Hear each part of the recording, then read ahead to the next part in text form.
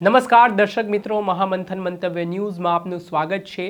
આજથી થોડાક દિવસ પહેલાં ઠાકોર સમાજનું એક બંધારણ ઘડાયું હતું, જેમાં 16 જેટલા નિયમો છે તે સમાજમાં પાળવાના રહેશે। તેને લઈને સમાજના આગેવાનો એકત્ર થયા હતા। તમામ રાજકીય પાર્ટીઓના જે નેતાઓ છે ઠાકોર સમાજના, તેઓ એક મંચ પર જોવા મળ્યા હતા, જેમાંથી એક ડીજે છે તે કોઈ પણ કાર્યક્રમમાં ન હોવા જોઈએ તે પ્રકારનું પણ બંધારણમાં ઉલ્લેખ કરવામાં આવ્યો હતો, જેને લઈને ડીજે સંચાલકોમાં ભારે રોષ જોવા મળી રહ્યો છે। ગઈકાલે પાટણ ખાતે ડીજે સંચાલકોની એક મહત્વની મીટિંગ મળી હતી। આ મીટિંગ દરમિયાન ડીજે સંચાલકોએ ચીમકી આપી કે જો અમારા ડીજે છે તે પ્રસંગમાં બોલાવવામાં નહીં આવે તો પછી અમે દારૂ વેચીશું। જે પ્રકારે તેમનું નિવેદન સામે આવ્યું, તેમની નારાજગી સામે આવી, તેના કારણે રાજકારણ ગરમાવાની શરૂઆત થઈ છે। સાથે જ તેમણે આક્ષેપ કર્યા કે જો આ રીતનું ચાલશે તો અમે કોંગ્રેસને કદી મત પણ નહીં આપીએ, ને જે સમાજ અમને બોલાવવાનું બંધ કરશે તો તેના સમાજના કાર્યક્રમમાં પણ નહીં જઈએ। તેને લઈને હવે મામલો ગરમાયો છે, અને આ વચ્ચે કોંગ્રેસના બનાસકાંઠાના સાંસદ જ્ઞાનીબેન ઠાકોરની એન્ટ્રી થઈ છે। તેમણે આ ઘટનાને લઈને સ્પષ્ટતા કરી છે અને કહ્યું છે કે ઠાકોર સમાજના તમામ આગેવાનોની સર્વસંમતિથી આ નિર્ણય લેવામાં આવ્યો છે, જેના કારણે જે ડીજેમાં નાચગાન થાય છે તેના કારણે સંસ્કૃતિ ઉપર પણ અસર પહોંચે છે। તેને લઈને તમામ લોકોએ બંધારણની જે જોગવાઈ હતી તે મુજબ આ જે સમાજના નિયમો છે તેને લઈને આ સર્વાનુમતે લેવાયેલો નિર્ણય છે। પહેલા સાંભળો આપ સાંસદ જ્ઞાનીબેન ઠાકોરને।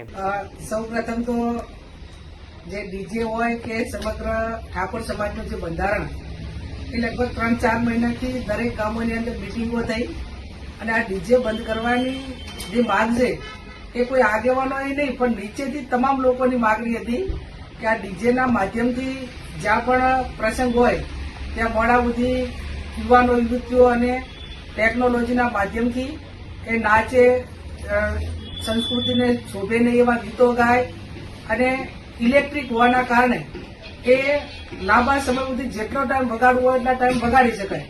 એટલે એના હિસાબે જે બેન દીકરીઓ પર ખરાબ અસર પડતી હતી, ક્યાંક નાસી જવાની ઘટનાઓ આ ડીજે જવાબદાર એની અંદર છે એવું તમામ લોકોની રજૂઆત હતી।